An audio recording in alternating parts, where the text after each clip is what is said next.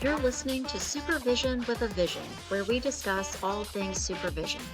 I'm your host, Sarah, professional counselor, marriage and family therapist, play therapist, eating disorder specialist, and cookie lover, with my co host, Heather, marriage and family therapist, certified Together in Texas counselor, a Texas transplant from California, and outdoor adventurer. Hi, welcome to Supervision with a Vision. Today, Heather and I are talking about why people love puzzles. This week we read Curiosity Cubed, published in Psychology Today 2021. Heather, one of the first points from our article that we noticed was that curiosity is an important part of why people love puzzles and use puzzles.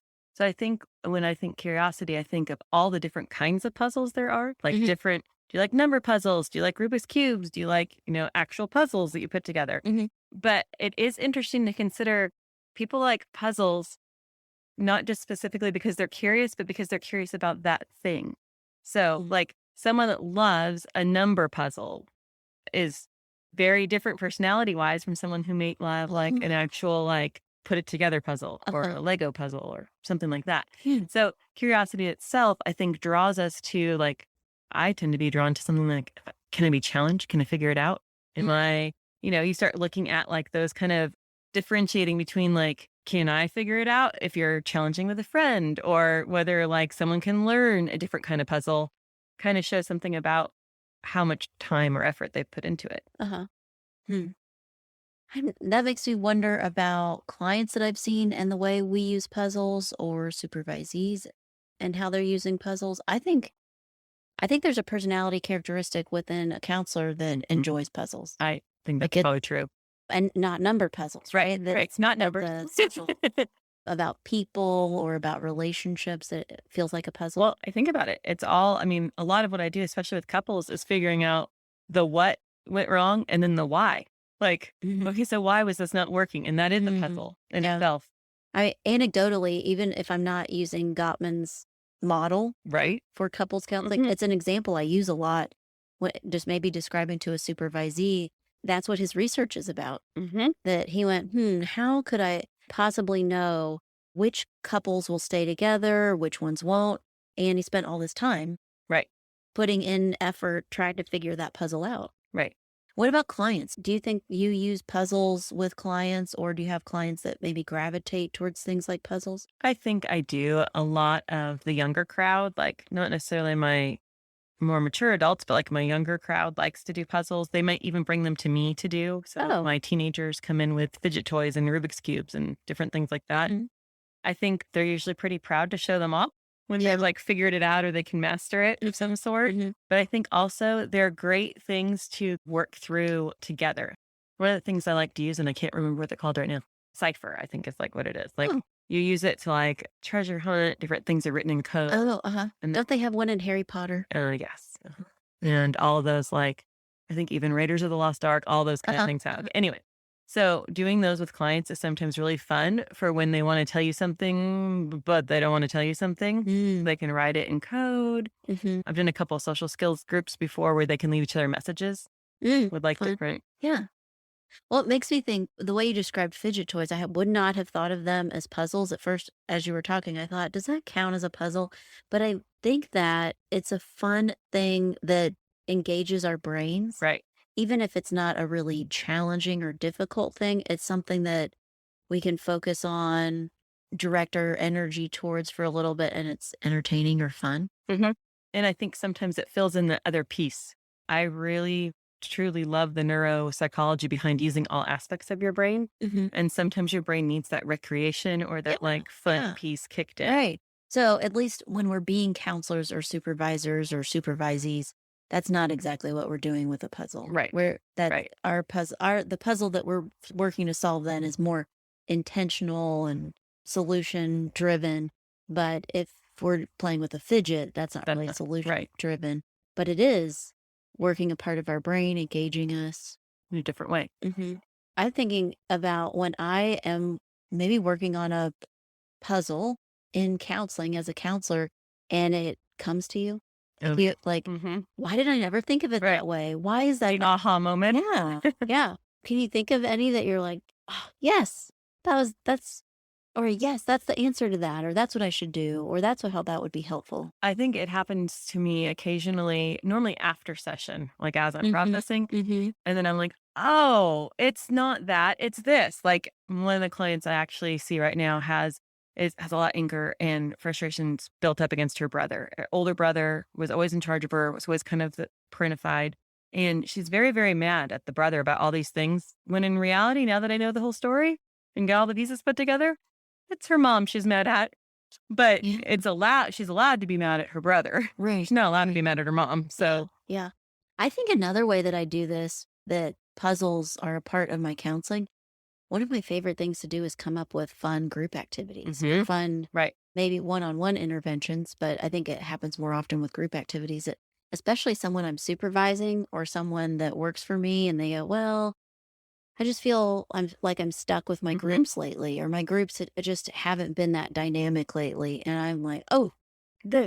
Try this one. Yeah. yeah, let's think up something together. What's the Mhm. group focus? Who's going to be, what kind of people do you Right. have?" And coming up with a new intervention and Mhm. just, Those really do kind of spur our creativity, which also lets us be even more creative about how we solve the Mhm, global puzzle for that mhm, client, for mhm. that group. Another great benefit of puzzles is concentration. Yes. So I don't know. I think the way I use puzzles on my own, on my free time, engages a lot of concentration Yes. that is fun to me. Right. I think we actually just did a very hard puzzle at my house. Mhm. And I think it's a great way when there's a puzzle out, and granted we did bunches over COVID, but right now it's just out for fun. It's so interesting to see when someone gets like I call it like the puzzle got you, didn't it? Like Uh-huh. they get zoned into it and it's always like a good like distraction. It's almost like a reset. Like Uh-huh. they couldn't go outside and play because it was 110, but they got into the puzzle for 20 minutes and now they kind of did get that reset they needed to like see the rest of the day Mhm. through. Mhm. So and that's me included, not just my kids. Yeah. Can you think, when does that happen with clients, supervisees? I can think with clients that happens that, oh, not even that long ago, I saw a kid, man, just very reasonably, it was a long, hard day at school. Mhm. The things that they had to do that day were just, Right. they were worn out. I could tell on their face when they walked in, Mm. their eyes looked tired, they looked worn out, and they didn't want to do anything. Flopped on a beanbag, just Right. they did not like they look like they want to do anything. And we got working on a craft that really took a lot of concentration, and for this kid was a puzzle. It was, so they really, really, really wanted to learn how not just to finger knit because they've Okay. mastered finger Mhm. knitting, which is a puzzle, Right. but they wanted to move on from that and do real knitting. Okay. And that's a real Right. challenge, a real Right. puzzle. And this kid that was so worn out and tired was so re-energized Absolutely. by sitting and trying to work on learning to knit for a while. And when they did, they started talking and telling me all these things. But before that, they were drained Right. and couldn't do that. And that really helped my client that day. It's a very good reset Mhm. for the brain. I think, talking about coming up with group activities and that the concentration that takes, I think I see some supervisees that get excited by doing that, but not all of mine do. I really get excited and they're like, Sarah gave me a good idea. Right. I think that that sometimes comes from experience though, Mhm. because I get excited about planning different ideas for groups or different ideas for clients and sometimes have to remind myself to hold back and not give my supervisees the answers. Mhm. But I think that comes from experience because you only want to talk about anger in doing one intervention so many times because quite frankly, you'll get bored Mhm. and then you're not engaged with Oh, it the as much. Like opposite. the Yeah. opposite happens. Yeah. So when maybe ours or a supervisee's groups just start to fall flat or feel Mhm. not as impactful, Right. they feel like they're dragging, might actually be a sign to them that they're not as engaged in the Right. or they've become bored with the topic Mhm. or the activity that they're providing. Right. Okay, Heather, last, puzzles allow people to play. Mhm. So let's talk about how we enjoy and play with puzzles. Mhm. And I think you're right that I'm not a big numbers person. Right. And so the way that I do puzzles isn't usually involve a lot of numbers. But I remember when I was pretty little, maybe kindergarten or younger, My favorite game was memory. Mm-hmm. I could play Right. memory endlessly to the point that I remember my parents would say, "Okay, I'll play with you one more time, but then you have to go play by yourself Mhm. 2 times Before we come back to before you the come back and ask again to Mhm. play." Because I could do it over and over and over and over and over and the whole time be excited Right. to play.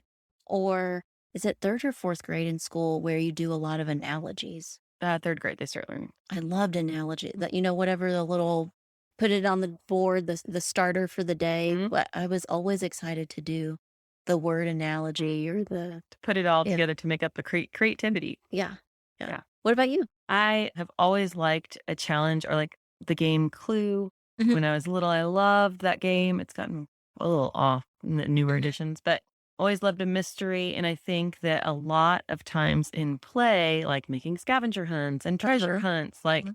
that is a theme that is in our family. And I never until we actually started talking about it, I was like, oh, no wonder, because I like it, Yeah. because I want to set it up. Yeah. But I think that's a great way to get different personality types engaged in doing something. Mhm. Just to if you have enough people, you're trying to like make sure they all get linked in. But I think another piece of like play, like I said, in our house, we've had this 500-piece puzzle put out on the table. I guess it was there a week. And every single person in my house has contributed to Gotten part of it involved in it. in different ways for different reasons. And one of my sons is very good at looking at the shape of the puzzle piece and Mhm. just picking it up and plopping it in. Mhm. And another son is that's not how he thinks about puzzles. He's very great about like looking at the color pieces that are on each shape and putting them with the other colors first and then putting them together. It's very unique to watch, but everyone has a great time. Like Mhm. everyone is playful about it. Everyone is like, "Hey mom, did you see the puzzle? Have you looked at it today?" Mhm. No. Mhm. And Mhm. that's been a great thing. The Yeah. saddest part was we got it all done and we're missing one piece. Oh no.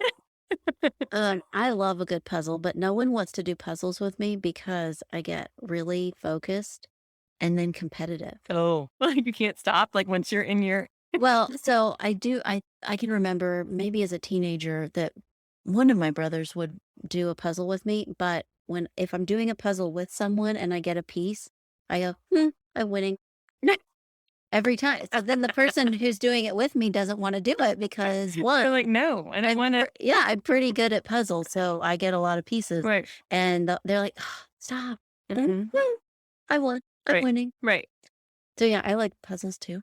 Can you think of a way that you use puzzles that I think we've already thought of lots of ways that aren't strictly puzzles Mhm. that maybe something that like you described a scavenger hunt, something that you create in your life as a puzzle or you turn into a puzzle kind of activity? Maybe we do a lot of outdoorsy things in my family, so I Mhm. think sometimes it's about like discovering something new, even at places we've been before. Mhm. But like letting the kids lead the hike instead of us, Yeah, or yeah. just letting them kind of explore. And it's not quite a puzzle, but there's been a few trails we've been on lately that during, I guess, COVID, some of the state parks have like upped their game and they've started putting out like signs, like nature trail signs that are like, this is poison ivy. This is, Uh, like yeah, yeah, labeling yeah. different things. And so I think that's been a little bit of fun, not necessarily a puzzle, but my kids, especially my two younger ones, get very competitive about like who saw the most kind of wildlife or like who saw the deer first or who, those kind of things. They keep tally, they keep scored for whatever the weekend is. Sometimes we award really crazy points just to make it fair. Yeah. You got 500 points for Right. this is a grown-up puzzle that I've created for myself. Maybe 4 or 5 years ago, I started this game with myself. hmm No one else was involved. Okay. I just did it by myself. That I decided I was going to figure out how to use all the condiments and spices that I had. Yes. That is a And I great would puzzle. come up with find new recipes, Right. and you couldn't cheat, hmm even though I was the only one playing. Right. You couldn't cheat by overusing or, Right. like not hmm like just wasting. You couldn't Right. do that. And if you have to go out and buy like 10 new things in order to use up one spot, hmm then it doesn't really count Right. because you're defeating the Yeah. purpose. I had fun. I got a lot of new recipes that I tried out, and I did use up a lot of this. I actually got to the point where I used all of the condiments in the refrigerator, every one of them. Oh, will. And then I realized that was a mistake. Because now you need these condiments. Right. I had no, Right. right. So I needed things like soy sauce Right. or Things that you right, normally have. garlic or Mhm. something. And I went, oh, bad plan. Mm-hmm. But it was really fun and entertaining while I was doing it. That is really cool. So it sounds to me like we're saying in a creative way, puzzles are playing. Right. I mean, So any almost type every, of playing that yeah, we do. most types of play. Well, thanks today for listening to Supervision with a Vision. You've been listening to Supervision with a Vision. Head on over to iTunes to subscribe, rate, and leave a review. Be sure to check us out on Facebook and Instagram at Therapy Academy to join the conversation and get show notes. We'll be back next week with more Supervision with a Vision.